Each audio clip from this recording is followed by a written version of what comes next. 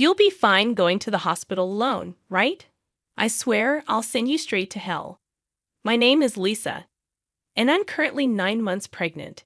It's my first time giving birth, so while I'm filled with anxiety, I feel truly blessed about welcoming a new member into our family. My husband, David, is a white-collar worker and has weekends off. However, he doesn't offer much support around the house or help with shopping. This is because he usually goes back to his parents' home on weekends. David has a deep bond with his in-laws, and since their home is nearby, he spends almost every weekend there without any specific reason. Since becoming pregnant, I've been cautious about lifting heavy objects.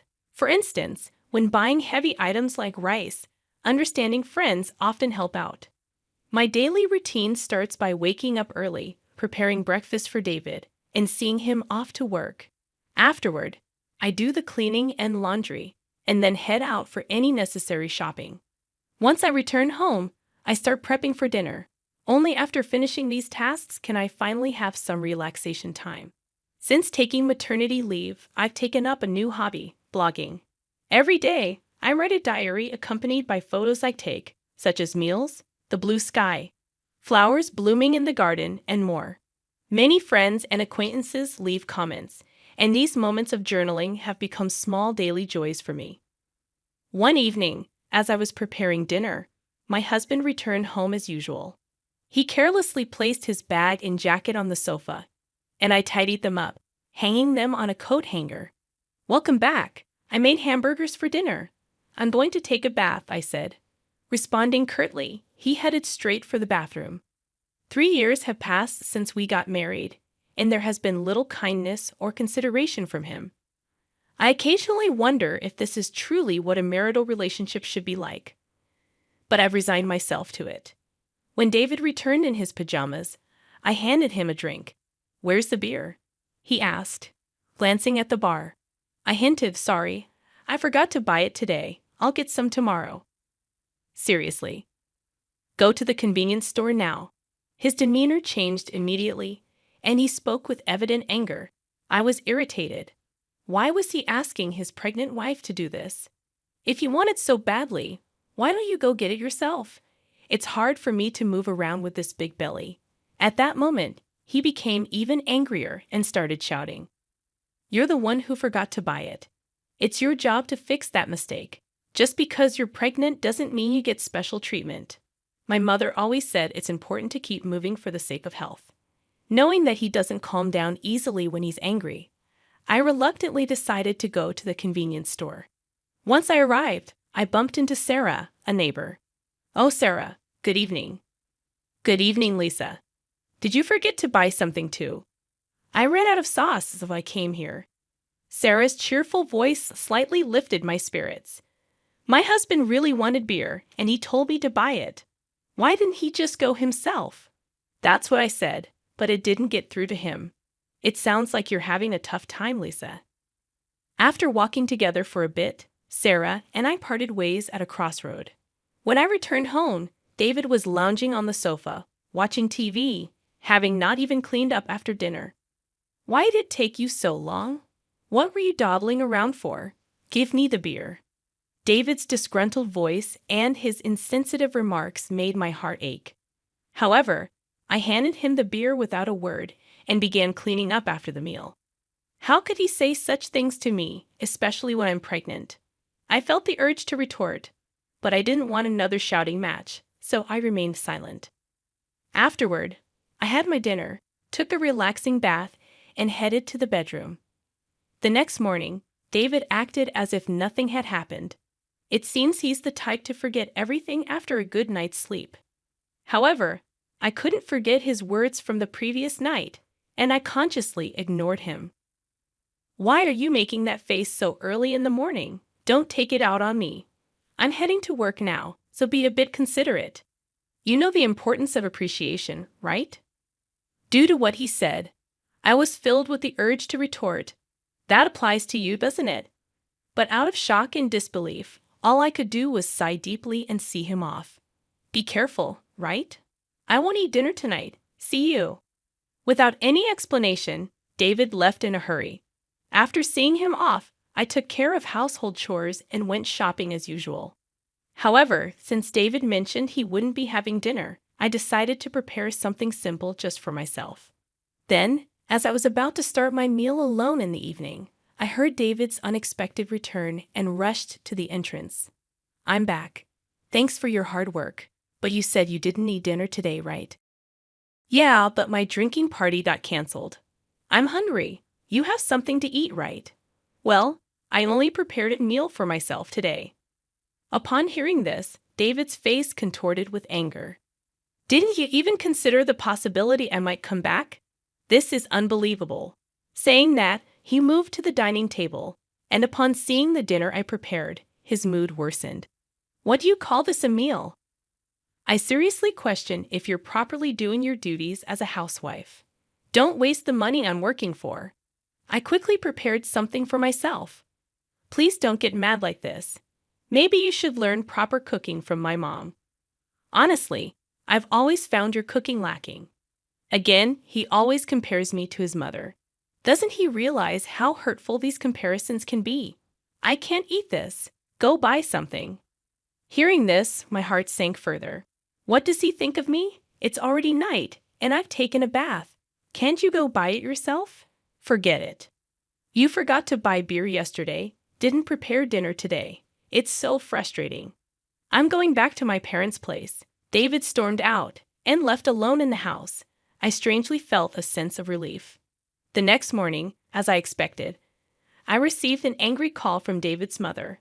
"How can you not serve David a proper meal? This feels like moral harassment, if not worse." I explained what happened yesterday, but she wasn't accepting it. So I apologized and ended the call. After the call, my mood plummeted. Since David wasn't home, I decided to have a leisurely late brunch. However, the thought of David coming back tonight weighed on my mind. Considering yesterday's events, I decided to make tonight's dinner special. I shopped with more care than usual, picking out ingredients and adding David's favorite beer to the cart. I was determined to prepare a dinner that would earn David's praise. I shortened my blog update time a bit to allocate more time to cooking. After dedicating ample time to preparations, the table was set beautifully, as if it was a special occasion. Looking at it, I felt a sense of accomplishment and couldn't help but praise myself. With this, he should definitely be satisfied. I waited patiently in the dining room for David to come home, but as time passed, there was no sign of him. I tried contacting him several times via my smartphone, but there was no response, and I became more worried as the clock continued to tick. 1 hour, then 2 hours passed, and I began to get anxious. Did he possibly go to his parents' house? Thinking this, I called David's parents to check, but they said he hadn't come there either. I tried calling David multiple times, but still, there was no response. As midnight approached, just when I was considering contacting the police, a staggering David returned home. He seemed clearly drunk. "I'm home, hiccup." I rushed to the entrance in concern and found David lying on the hallway floor. "What happened? Are you okay?" Hearing my voice, he responded angrily, "Too loud, go away." He then staggered towards the dining room. When I tried to support him, he forcefully shook off my hand. "Don't touch me. Don't come near me with that ugly face. To think you're my wife." In his drunken state, he spat out those words and then just lay down right there. Those words were beyond shocking. Why? Why can't he consider others' feelings? His remarks hurt me deeply, and I was filled with thoughts of maybe he no longer sees me as family. Tears welled up in my eyes. I put so much effort into cooking, it was all for nothing. With that thought, I had my dinner alone and enveloped in loneliness. The next morning, David woke up as if nothing had happened. "My head hurts. I guess I drank too much." "But why did you leave me in the hallway?" "You chose to lie down there, David. It's not my fault." "Aren't you my wife? At least take care of me when I'm drunk." David's words made me wonder why he always blames me right away. If you weren't going to eat at home, you could have at least let me know. I had prepared a nice meal, and I called you multiple times. Why didn't you answer? Then David replied nonchalantly, "My drinking party from the day before got rescheduled to yesterday." Do I have to report everything? Besides, you know how hard it is to pick up the phone during a gathering. Think about my situation. With every word David said, my heart got colder and my expectations of him diminished. That way, I won't feel hurt or disappointed anymore. This thought lingered in my mind that I'm taking a break and going back to my parents' home tomorrow. Being with you lately feels unpleasant and boring. Seeing David's attitude of looking down on me made me increasingly consider the option of divorce. Our baby is due soon, and my heart races in anticipation. Even though I've heard stories about the pains of labor from friends, my excitement to meet the new life inside me overshadows those concerns. The neighbors often encourage me with words like, "It's just a little while longer," which brightens my mood. "Hey, want to go on a family trip soon after David returned home?" He made a surprising suggestion. "Really? But I'm talking about a family trip. My mom and dad want to join." I was taken aback. Why would parents make such a proposal? Tensions exist between me and David's parents whenever there's an issue concerning David. They tend to blame me, like the previous phone call incident. However, the sudden idea of a trip left me doubtful. I'm about to give birth soon, and traveling a long distance might be a bit risky. David replied, "How many times do I have to tell you? Just because you're pregnant doesn't mean you're sick. My parents are thoughtfully inviting us. But what if something happens? It'll be fine. Everything's already decided. We'll go for 2 nights and 3 days next week." "What? Next week is my due date. That's a bit. Just do as you're told. Prepare for the trip." End of discussion. David just expressed his opinion and then left the room. I'm in trouble now, I thought to myself. The next day, I sought advice from a close friend and explained the situation. She was concerned and said, "That's a bit too much." While I was contemplating how to decline the offer, the day of the trip suddenly arrived. "Actually, I'm not feeling well today. I'm worried about the baby, so I'm going to rest at home." I tried to use that as an excuse, but David didn't seem convinced. "Anyway, you can just rest in the car, and you'll be fine, right? Come on, bring the luggage. We're heading to my parents' house, so hurry up." As we headed to the car, I was worried and asked, "Is this really okay?" After loading our luggage into the car and sitting in the passenger seat, I felt warmth at my feet. Looking down, I noticed water spreading around them. "Oh my water broke." I immediately informed David. "David, I think my water just broke. Please take me to the hospital quickly." Taken aback by the situation, David exclaimed, "Are you serious?" "Yes, I'm serious. We need to go to the hospital now. The baby might be coming." While trying to clean up the water with a towel in the car, David suddenly opened the passenger door. "David, what are you doing? We need to go to the hospital. Get out, you're going to make a mess in the car." I was in complete shock. "What are you saying?" I said, "Get out. I need to clean the car." Then David forcefully pulled me out of the car. In this unbelievable situation, David said, "I can't believe this. We were supposed to be on a family trip. Just go to the hospital by yourself." I was too shocked to say anything as I called out to David, "Wait, how can you leave me here like this?" He drove away, leaving me behind. Feeling overwhelmed, I quickly dialed for an ambulance. When someone approached, asking, "Lisa, are you okay?"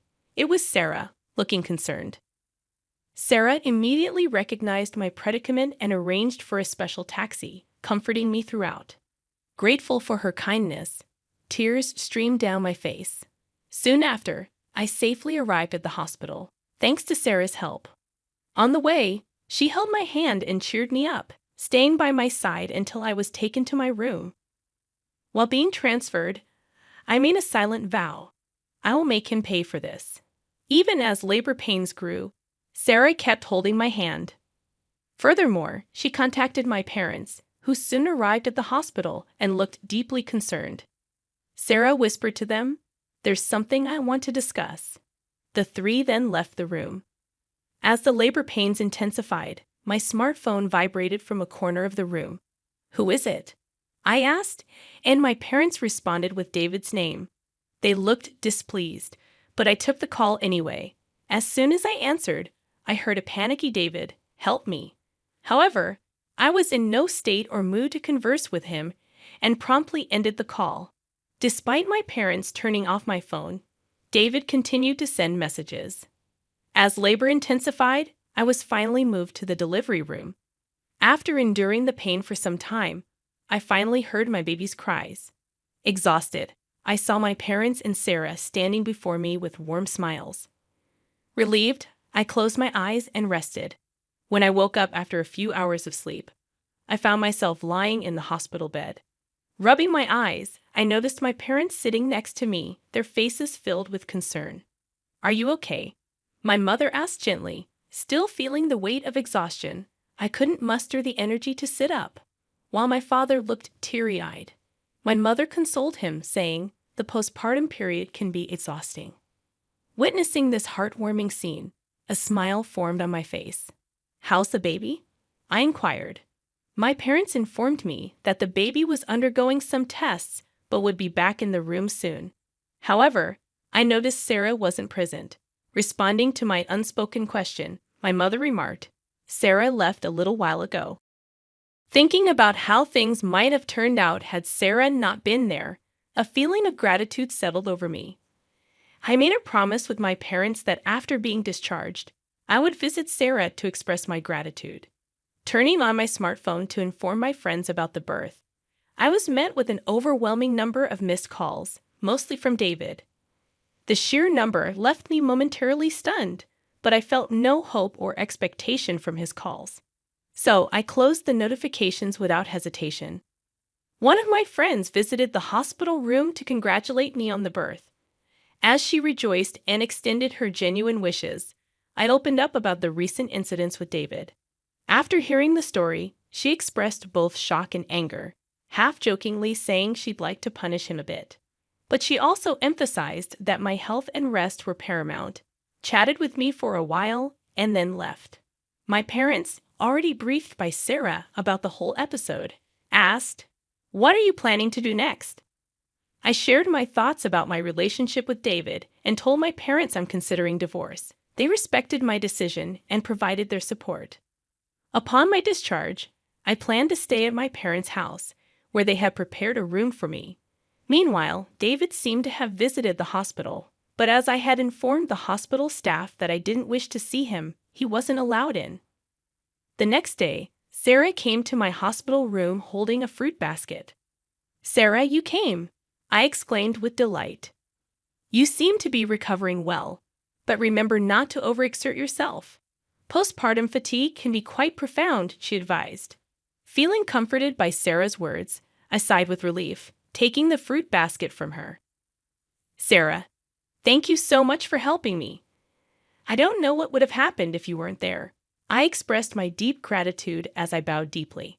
Sarah gently laughed, saying, "What's most important is that both you and the baby are healthy. I just want a small hand. Regardless, I'm forever grateful. Once things settle down, I'll come over to thank you properly." Sarah laughed warmly in response. "You know, I've talked to my husband about what happened. He seemed quite furious." From her words, I could somewhat deduce David's situation. "Sarah, I'm truly sorry for dragging you into this mess," I admitted. "Don't worry. Remember who you owe for being able to work at your current company. This incident is truly hard to forgive." At that moment, I heard a stern tone in Sarah's voice for the first time. Sarah was actually the wife of the CEO at the company where my husband worked. When we first moved to this residential area, I had no idea about this fact. However, as we frequently encountered each other at the local supermarket, shops, and occasionally at convenience stores, we gradually became closer. We even began to enjoy tea together, and during these sessions, I learned about the nature of her husband's job. On the other hand, my husband was completely unaware of this background. This was because he didn't even accompany me for our initial neighborhood greetings and didn't prefer interacting with our neighbors. Sarah had previously told me gently, "I don't want to cause any trouble, so don't tell your husband," and I had respected that request. Knowing that I was pregnant and still being forced to endure my husband's unreasonable behavior, Sarah had several times suggested, "Should I talk to my husband about this?" However, I had always declined, not wanting to trouble her. But with this recent incident, perhaps even Sarah reached her limit. That's why my husband kept calling Sarah. "I really can't thank you enough for everything." Sarah's strong words made me realize how fortunate I was to have someone who'd go to such lengths for me. I couldn't help but tear up. Seeing my reaction, Sarah once again gave me a warm smile. "Lisa, you're a dear friend to me. I can't just stand by and watch when something like this happens to a friend." Our conversation was filled with heartfelt smiles. However, my husband's messages didn't stop despite the barrage of notifications. Online, I consciously ignored them all. Thinking about the divorce made my mind clear, and all I wanted was to think about how to live my life with my baby. As I was preparing to leave the hospital, a close friend visited my room, handing me her smartphone and saying, "I want you to see this." Displayed on her phone was a post that had become a major topic on a certain social media platform. When I asked what it was about, she informed me that she had posted about my husband's recent actions on social media. My friend had a significant influence on social media with a massive follower count. One day, she received a reply to one of her posts. The follower who replied had, by chance, captured a video of the scene where I was yelled at by my husband after being let out of the car. The follower, wanting to protect my privacy, blurred my face in the video and, with my friend's permission, shared it online. The video spread like wildfire, and as a result, personal details about my husband and even his company were identified. Currently, my husband seems to be under a barrage of criticism online. What? I had no idea it had escalated to this level, my friend, smiling gently, remarked. Well, they brought it upon themselves, didn't they? My husband's actions and their consequences were all a result of choices he made. Furthermore, when one of my husband's friends confronted him about the incident, he reportedly excused himself, saying, "I had a prior travel commitment with my parents that day, so I had no choice." Because of this statement, not only my husband, but also his parents began to face criticism online. The story spread even in the vicinity of my in-laws' home, and there seemed to be various topics related to my husband's parents circulating on social media. Suddenly, my phone started ringing. When I checked the screen, it was a call from my mother-in-law. "That's for my mother-in-law." My friend, eyeing the screen of my phone with interest, suggested, "Why don't you pick up and give her a piece of your mind?" However, I was so fed up that I felt no words to do so and decided to ignore it. Before I knew it, the missed calls log was filled with names of my husband, father-in-law, and mother-in-law. Ever since the incident was highlighted on social media, even the hospital staff seemed to be aware of my situation and started offering genuine support. Whether my husband or in-laws came to the hospital or called multiple times, the hospital staff didn't allow any contact with me. As my discharge date approached, I had one pressing worry: whether my husband and in-laws might be lurking outside the hospital. My parents reassured me, saying, "You have nothing to worry about." But the thought of my precious baby being in danger left me anxious. However, that concern was quickly dispelled on the day of my discharge, as my parents were helping me with my belongings.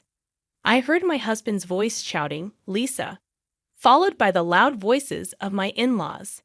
Suddenly, men in black suits surrounded me, forming a protective barrier. As I tried to understand what was happening, one of the men approached me, gently opening the car door and said, "Don't worry, we're here on Sir's request to protect you." It seemed my parents were already aware of this, as my mom said, smiling, "Didn't I tell you there's nothing to worry about?" Believing her words, I felt relieved and smoothly got into the car.